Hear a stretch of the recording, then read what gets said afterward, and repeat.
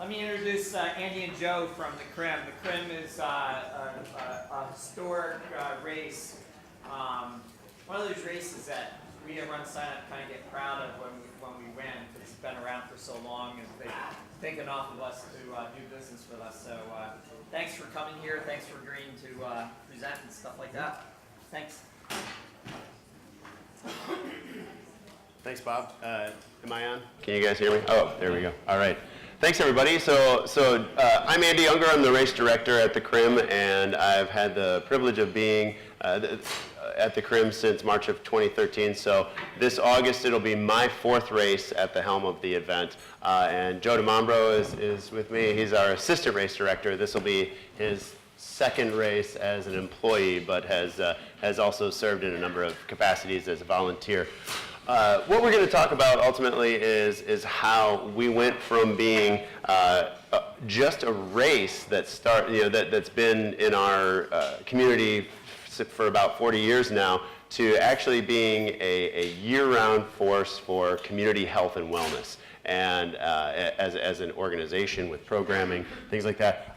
Before we get into a lot of that, though, I want to point out where we are, because I think what we become is tied very closely to where we're from and what we do. And so we are from Flint, Michigan. That's where the CRIM Festival of Races is based, and in Genesee County. And we'll get into some details on our community and the specifics of that in a little bit. But I think it's worth noting that it's the fact that we are tied to Flint has really had a strong determination of our path over the last several years. And so before we get into sort of how we've transitioned from a race into what we become in terms of year-round, I want to talk a little bit about what we actually do today and what we've been accomplishing over the last few years. First of all, from a race standpoint, for Flint, it's very special. For the rest of you, you'll hear these numbers and you might not necessarily think it's that special. We have anywhere from 14,000 to 16,000 people who come and participate in our races each year. We got 2,500 volunteers. We get about 60,000 people who come to our downtown area. And but for a city like Flint, it's a big deal every year. It's been the consistent bright spot over the last 40 years for a community that has seen a lot of challenges. And so I think that's very important to note. Also, so what are we doing today? In terms of the program that we provide around physical activity, we're reaching both adults and youth. And so over 1,700 people have participated in our adult training program this year.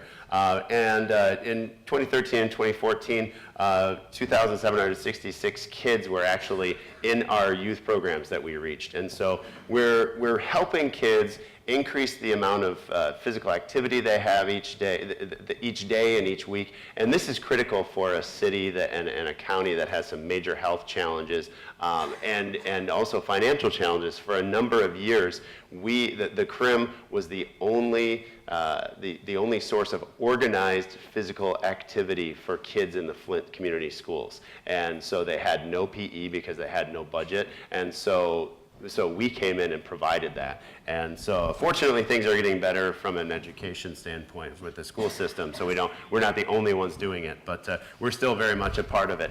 We also are, a big part of what we focus on is nutrition education, because that's the other part of having a healthy body that's really important. And so we have both like licensed dietitians and registered dietitians and food corps members who teach not only about healthy eating habits, but actually teach kids how to grow their own food and understand sort of the local food sources and food cycles. And that's really critical for kids who many of them actually live in neighborhoods where they don't have the opportunity to get to a grocery store in an easy way. I mean, other than our Flint Farmers Market, which is right downtown, there is not one single grocery store anymore within the city's limits. And so food is a real challenge. And So teaching kids about nutrition and how to make their own food and how to go downtown to the farmer's market and make those decisions is really important. The other thing that we've been doing is, in addition to kind of focusing on a healthy body, is really been growing our programming around mindfulness, and because we think that in addition to the healthy body, it's important to have a healthy mind. And so we partner with teachers. Teachers actually invite us to come and teach not only their kids, but also the teachers themselves on mindfulness tools and techniques. And really that's what mindfulness is, are a set of tools and techniques to help kids and adults kind of have a much greater awareness of not just their surroundings, but their bodies and their own emotional reactions to things. And so that's kind of formal mindfulness. You might think of, or I'm sorry, that's informal mindfulness is something that you can practice every day. Formal mindfulness is like meditation, but then there are other ways you can do it. And what it's really helped us do is it's helped kids focus better in class, keep calmer, and make better decisions. And kids have actually told us that. There are all kinds of anecdotes. These are just some of the numbers from the sort of pre and post surveys that we have. So the question is, so why did we go from a really successful race? We could be just chugging along doing the same thing we've done and have really exciting elite racers come in and have these fun crowds. Why did we go from this to this, where we are focused on kids and we are focused on on helping the entire community be healthier all year long? That's a big question. And really it's because the needs of our community have evolved so much, and it was such a great and compelling need that we couldn't ignore it. And so in Flint and Genesee County, you can see 63% of the residents in the county are either overweight or obese. I mean, that's major challenge. And in Genesee County, we are consistently at the bottom of academic studies of major health indicators. We've got great hospitals, so if and when you get sick, it's okay. But in terms of having a healthy lifestyle, and I already talked a little bit about access to healthy foods, that's a major issue, and even just opportunities to go out and be active. We are really challenged in that. And so at the CRIM, we don't see that as a sign that we should just sort of hang up our jacket and give up, but it's actually a call to action for us. So that's really what has really compelled us to move forward. So the other question is, so how did we get here to where we are today, providing all those programs, when we started back in 1977 with a bunch of skinny guys in really short shorts? And it was actually on a very hot August day. The very first race was actually, someone misprinted accidentally that the race started at noon, and it was like 94 degrees, which in Michigan is crazy. So here it's just another day. But anyway, the other thing that's interesting about the CRIM, and I think it has much to do with our history, is that we started at a unique time and in a unique place. There's a certain number of years there in the late 70s that were sort of like this. There was this primordial soup of running races, and many of them have grown to be these real icons of wonderful races that we all know about. So like the Marine Corps Marathon's the same age as us. Riverbank Run is another huge race in Michigan. The Boilermaker up in Utica is another great one that's the year after it started. And then locally, again, I said I'd bring this up, but Flint is kind of a little version of Detroit. A very blue-collar town, a lot of people who aren't educated very well, but were able to get great jobs at General Motors, because it really was a GM town. And it still kind of is, but really it was a GM town. And at the time, we didn't know it, but around 1977, we were kind of starting that downward slope in terms of just the quality of life and the number of jobs and all the opportunities in the city. But yeah, and the city really was a one industry town, and really GM was the key employer and economic driver. So while that's happening, while we've got like the CRIM, the idea happened, you'll see this several times throughout this too, because I can't emphasize it enough, but our partnerships right from the beginning are across the entire community really helped make the race happen. We were started by a guy named Bobby CRIM, so that's why we are the CRIM, and at the time he was the Speaker of the House for our state legislature, and he had all kinds of connections. He had no problem, asking people for help, and was also very good at sort of making things a win-win. And also the first race and the first several races were held as a benefit charity race for Special Olympics, and so that was another sort of very compelling and moving charitable cause that we were tied with. But we engaged a ton of community groups that still work with us today and still volunteer today. So we have churches who have been at the same spot. We have the Kiwanis group who's been at the same spot. Organizations like that. Local businesses have sort of a history of being a part of it, and it's really built into this kind of prestigious, it's a mark of prestige to be a part of the CRIM. And so we're really lucky with that. And because Bobby was a politician, he of course roped his other political leader friends to be a part of it. And so we had a lot of support from the city as well. And so as Flint is kind of declining, the CRIM is actually, on this upward spike. So we started with like 500 or 600 racers that first year. And it was really intended as a onesie, like a one-time fundraiser for serious runners and really competitive runners. It was really intended as a spectator sport more for the community. And over the next several years, it transitioned from being an event that was seen by the community to one that was participated in by the community. And it really captured the community spirit. I think that's really what's neat about it. And as it grew, we added shorter races to get more people into it, and kids events. And so by the late 80s, we were around 15,000. And so while the city's going like this, CRIM's going like this from a race standpoint. But again, talking about what was happening in Flint, it's similar to what has happened in many cities, especially in the Midwest and the Rust Belt. A lot of disinvestment in the center cities, increasing crime, declining schools, declining health. Those are major problems, and of course Flint has sort of been the whipping boy of the media for years. I mean, most people, when we tell them we're from Flint, they either say CRIM or Roger and Me or both, and and that was back in the 80s when that happened, when Roger and Me came out, and people still remember that. So, but then, as this is happening, the CRIM's board realized that they could do something about what was happening, because they, not only did they see the declining opportunity, but they also saw the health challenges. And what I think is wonderful is that they established and really held on to this fundamental belief that each of us as individuals and our health as individuals is the single most important building block to having a decent quality of life. You hear people say, well, all these things are wrong, but at least you got your health. Well, if you don't have your health, you're pretty much screwed. So that's pretty much where we've held on to that belief that that's what was so important. And also, we focused on helping people be healthier, and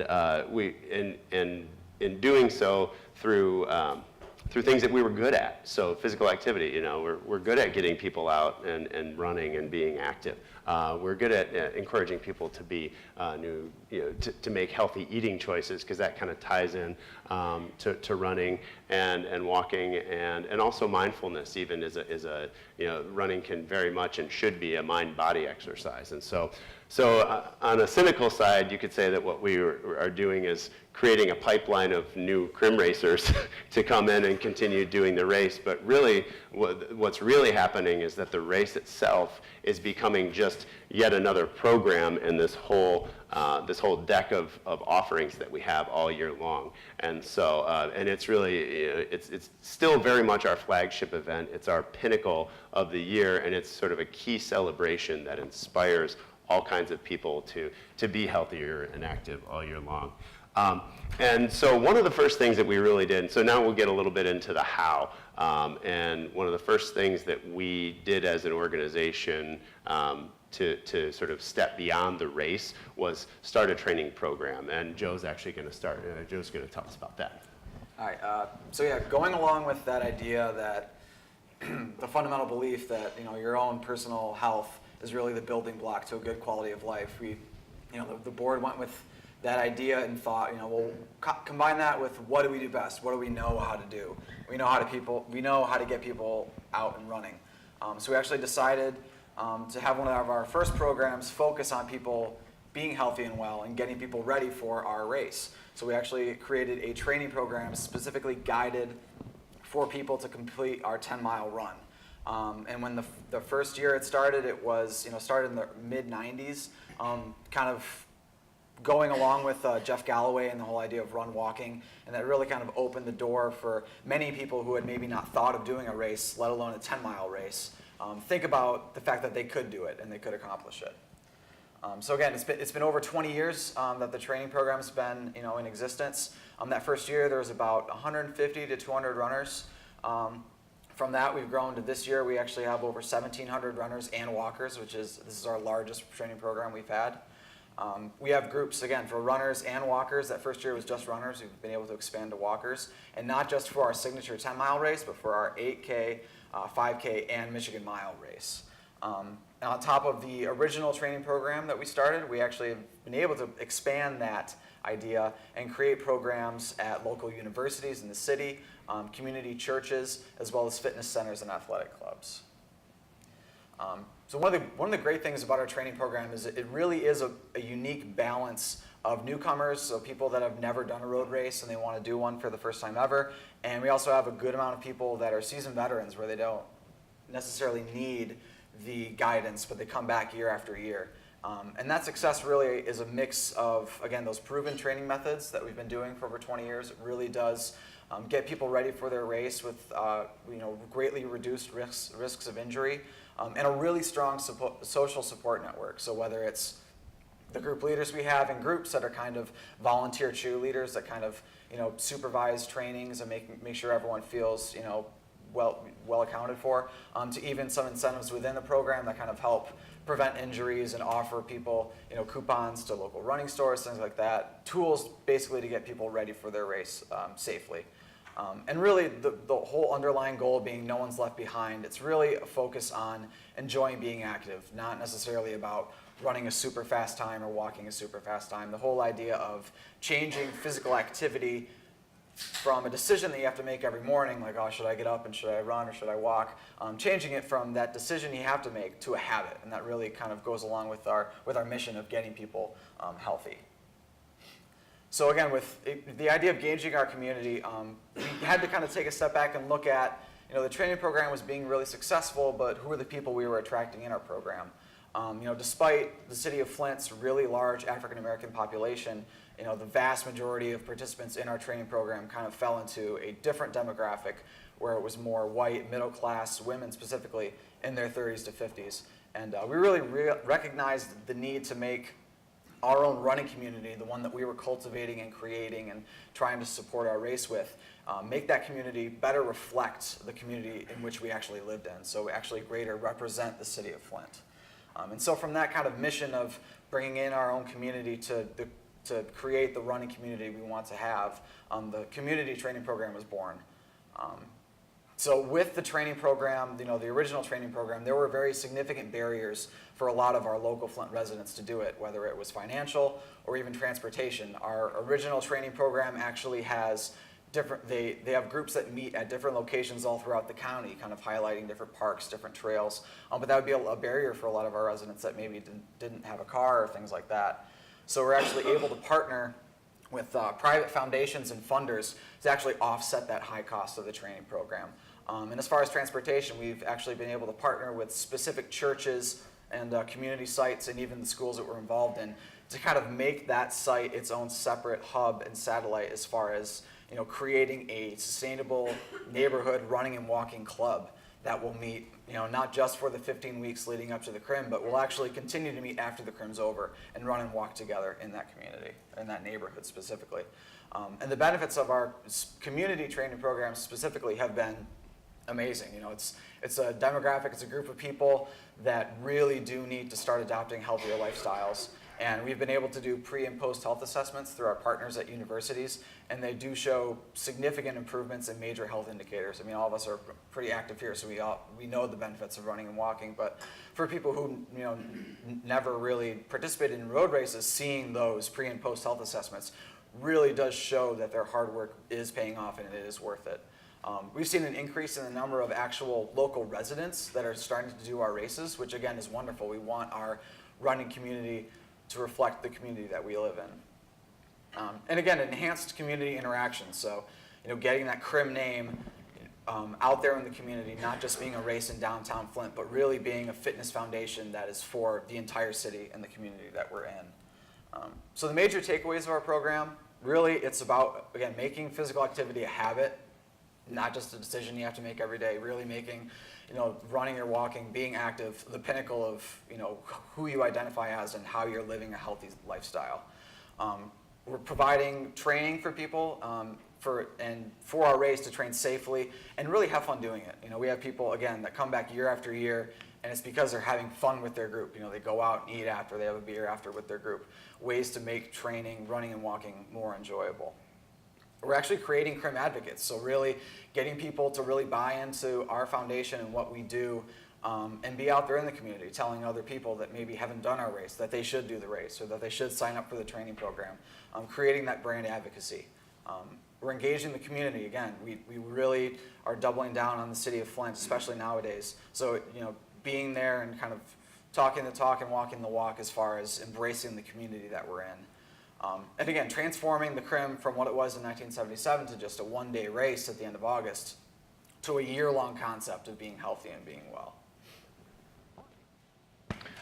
All right. So I don't want to create any misperception that this all happened in a year or 2 years. I mean, we really kind of stumbled upon this whole success of the training program and growth, and really kind of stumbled, I'd say, even into our mission as an organization. But it was sort of a happy meandering to get there. We might call it evolution. Some might call it just sort of tripping over it. But our CRIMFit training program for adults was really the first step that we took and really got our board and our leaders to realize, hey, there's something here. We've got this momentum. And I think that's one of the other keys is sort of getting that momentum going. And with that momentum comes credibility. And in that, and with that, the organization became a nonprofit, became the CRIM Fitness Foundation in 2005. And that's when we really expanded our mission to focus on youth, because again, I think that adding that programming with youth and instilling those habits of good health, whether through physical activity, nutrition, and mindfulness in kids at a young age is so important to then getting them to be healthy adults. And so that's really why we did that. And again, in the way we did it, just like we did with growing the race and the training program, was by finding partners. And really what we did is we found organizations with shared missions, and we were able to enhance what they did. So we found a number of summer programs and said, hey, we'll help you start a running club. We worked with schools and said, hey, we'll help you start a running club, or we'll provide your physical activity. And so what we were able to do is not only make what they did better, but actually in some ways sort of help them with some of the key competencies that they needed. And we're always very happy to share credit. And I think one of the things that we deal with, at least in Flint, and I think a lot of nonprofit organizations in different communities deal with kind of what we call turf issues, but so fighting for the same funding, fighting for the same credit, and so one of the things, because we always presented what we did as a win-win, we were able to kind of take away some of those turf issues and even bring other, competing organizations together to collaborate. And really meet goals in more effectively than they would have otherwise. And again, I'm going to say this again, that still today, to this day, our belief is that individual health is the most essential building block and the key to having a good quality of life, and that we're good at helping people be healthier through physical activity, nutrition, and mindfulness. I say that because that's what we stick with. Like, you know, that's when we stay sort of in that world, that we know we're good at that, and we know we can make a difference, and so that's really important. So, but it is very important to take baby steps if you're going to start moving in that direction. So you know, for us in Flint, it's glaringly obvious what the compelling needs were around health and well-being. And so in your community, what you need to do is definitely identify whatever those compelling needs are in your community. And it might be around health and wellness, but it also might be, you might be a charity race that's raising money for a kids club or something like that. And so start simple and small and focus on what you're good at. So if you are helping that charity race, maybe what you do is you start adding some programming for that kids club or for whatever organization you're helping, and actually doing stuff year round, but in a small way, and like one program at a time. Don't try and, you know, build Rome in a day. And then also, you know, tie it to your brand, tie it to the success of your race and your events, because I think that's really important. And also the other thing is, in terms of building, you know, in terms of working with your partners, it's so important to make sure that you have 100% buy-in from your partners before you go in, both the places that you're going to serve, because believe it or not, sometimes places that you may come in with nothing but the best of intentions, but they may not understand what you're trying to do or get it, or be suspect of it in some way. So you need to make sure that there's 100% trust there, and also make sure that you have funders to help, and whether it's using your race to do that, or partnering with businesses or foundations or other funding sources, and also. The other thing with that, what that'll allow you to do is to accomplish what you say you're going to do. When you start small, start with one program, start with pretty simple goals to begin with. Accomplish what you say you're going to do, and you'll build credibility. And again, share credit. So if you're partnering with someone, share credit with them. Say, hey, look what this Boys and Girls Club was able to do. And then also tie it to the brand that you've already built. And one thing, I just kind of threw this in here because I didn't really know exactly where else to put it, but one of the things that's been very effective for us is leveraging national services. So if you don't know what that is, AmeriCorps and Food Corps, it's think of the Peace Corps, only for people who would like to serve for a year, maybe in their own community or in a community somewhere in the U.S. And there are all kinds of programs, and they're very like mission specific, but that it's a very cost-effective way to. It's not meant to supplant existing employees, but to enhance programming and really execute and deliver programming. And so, like Food Corps is an example of people who are sort of nutrition educators that we put into schools. And from a salary standpoint, I mean, it just makes labor so cheap. So if you don't know about that, I'm happy to talk to you about that a little bit more. Also, one of the things that I want to talk about, Joe talked about doubling down on Flint. For a while, we sort of had, and I guess like all of us, we're constantly, evaluating the question, okay, what direction do we want to go? What do we know? For a while, we started looking at, okay, maybe we do races in other parts of the state, and even grow beyond that. But really, what we've always been drawn back to is our roots. Which is the city, and so today we're really doubling down on Flint, and so with that, we because of the success that we've had, and I think again because of our ability to bring partners together, we've actually been tapped by the CS Mott Foundation, which is a pretty major funding organization, and it happens to be in Flint, and they have a big focus there. So we're really fortunate to have that.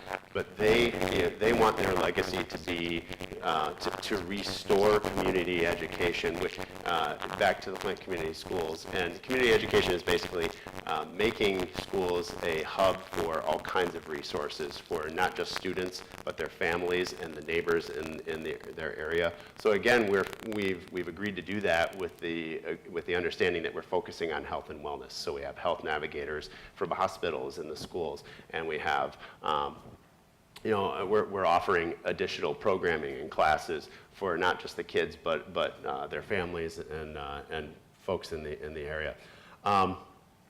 Before I get into Flint water, I do want to acknowledge that this has not just been super easy peasy for us, and that we've just had it, a smooth sail throughout the whole thing. I mentioned before that we started as an organization that focused on, that raised money for Special Olympics. That's what our race started with. When we made the decision to go to the CRIM Fitness Foundation back in 2005, it's been 11 years now, we still get calls from people saying, either asking us why don't we support the Special Olympics anymore, which is actually not true. We still do, but it's more of an and instead of an instead of. But also, they still think that we're the Bobby CRIM race for Special Olympics. And so I mean, I've heard marketing experts say that a rebranding takes at least 2 years to take hold. Well, it's been taking us 11. So we're still working on that. And it's the other thing that's interesting about that is that it's harder than I thought it would be to get our racers to care. So our biggest audience, far and away, is our racers. And so we have a database of probably 30 to 50,000 people who have done a CRIM race in the last five years, and getting them to care about like fighting obesity and improving health and wellness. What we're finding is that I don't know if it's not as sexy as cancer, or I hate to have it sound like that, but it's actually really hard to get people to kind of care about that. So one of the things that we've really started over the last year or two is a new awareness campaign, and it's called iCRIM for Flint. So I'm wearing our iCRIM for Flint shirt, but with the idea that like CRIM is actually, as much as it is an event and an organization, it's also transitioning kind of into a verb of anything that you do to help not only yourself be healthier, but to have your friends and family, and encourage them to be healthier. So it could be, it's not just running, but maybe it's playing, taking your kids out to the playground and playing with them, or cooking a healthy meal for someone. So that's, so we're kind of creating this movement and this momentum around that. And lo and behold, right around the same time, and honestly, good things are happening in Flint, and it doesn't get the media attention very often, but there's a lot of great momentum and a lot of great attention, or a lot of great things happening. And then, of course, we have this water crisis happen, and I think everybody here has probably heard about what's been happening in the city with that. We're slowly starting to climb out of that, just from an infrastructure standpoint, from a political standpoint. The news is kind of, the frenzy around that is calming down. But what we're left with are a lot of kids and a lot of even adults with long-term, who are going to be dealing with the long-term effects of having been exposed to lead in their water. And so we see this as a health and wellness crisis. And so kind of just as an interesting coincidence, the very doctors who were at the head of bringing the water crisis to the public, they're the ones who are saying, actually, the three things that you can do to minimize the effects of lead exposure are be physically active, watch what you eat, and there are some very specific things that you can eat to minimize the effect of lead, and even practicing mindfulness, it can fight some of the, or at least address some of the behavioral issues that come with lead exposure, especially for kids. So this whole iCRIM for Flint movement has come to mean so much more, and And so with that, we've been able to kind of leverage our brand and our partnerships, and just like it's kind of crazy timing, but we've been able, we decided to invest for the first time in some serious PR and some serious marketing. And so actually, if you'll indulge me, we actually have a video that we've had created, which I'll share with you here.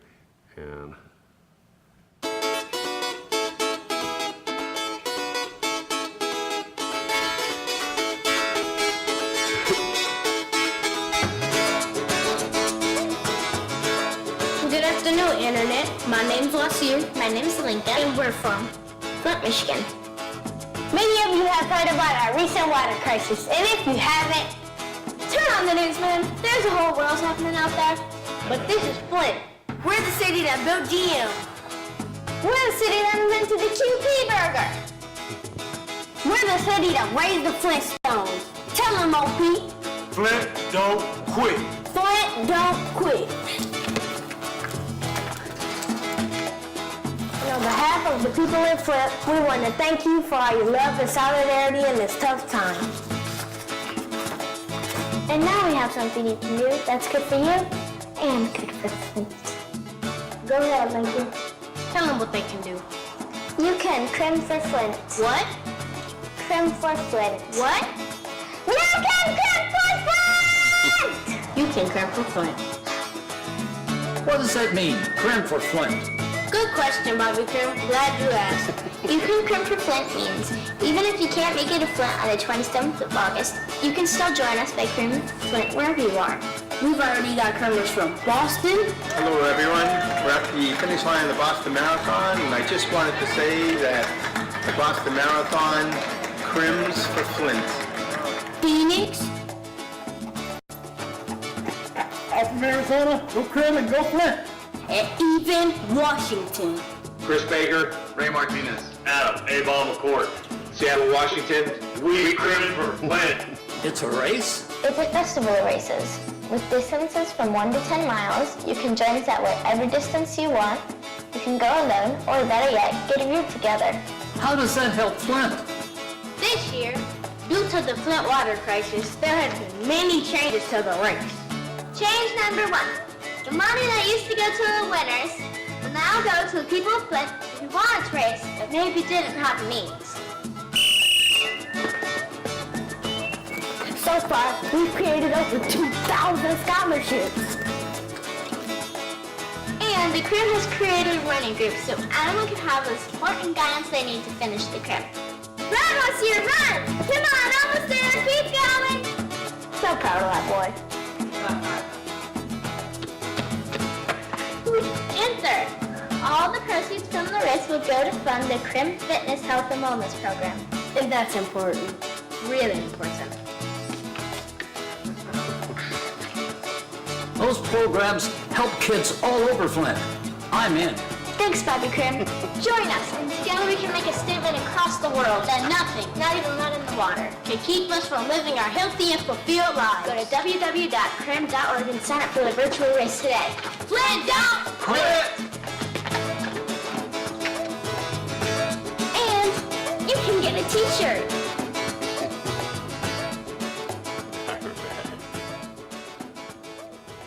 Thanks for indulging me on that. Yeah. Oh, I love those kids. I want to take them home. Yeah, and that's actually we actually had a whole series of videos. A couple of them were much more serious and a little because it really, as serious as a crisis as it is, and we really cannot discount that. I think what's just as important is just highlighting the strength and the resilience of our community, because people in Flint could move anywhere they wanted to, and they've chosen to stay here because it's their community. And so that's how we feel as an organization, that we could go anywhere, or we could move even to the suburbs of outside of Flint, but we've chosen not to. And so I think that is what we've decided is to focus on being that community-based, or a race that's community-based, and provide our services to our community. That is really where our roots are. So, so much of what we do is unique to our opportunities in Flint. I don't want to keep you guys, so, okay. So, we do have some great funders in the area, but much of what we do is replicable. So just to kind of recap, it's about identifying needs in your community that are really compelling and major, and develop a mission and stick to it around those challenges. And also identify ways to be a part of the solution that align with what you do, so that there isn't necessarily any kind of brand confusion or challenges on your end of actually creating and delivering those programs. And also use your brand and the momentum that your race already has to build credibility, to build excitement, and to really make a difference and get people excited about it. And also always look for partners. Always look to find new partners and expand existing ones. And again, working with your funders, working with your service sites, I think that is something that is, it's something we're constantly cultivating. So so that's what I would say are really some of the key takeaways. So hopefully, are these presentations being shared with everyone? Or okay, great. So Joe's and my contact information is on here, and we're not the only ones. We mainly focus on the race and our training program, and we have grown from, the CRIM staff in 2005 was, I think, 6 people, and now we are over 60. And if you count all of, that's actually including all of our AmeriCorps members, and we're also about to expand because we are growing in our community schools program to, I think, more like 90 people total. And for for a city like Flint of a declining population of around 100,000, it's a big deal. And so it's a direction you can go. Again, it doesn't happen in a day or a year. It takes many years, but you have the credibility as an event, you have the momentum, and you have the people who can back you. And so it's just a matter of really honing in and finding what it is you're good at and running with it. So with that, thank you.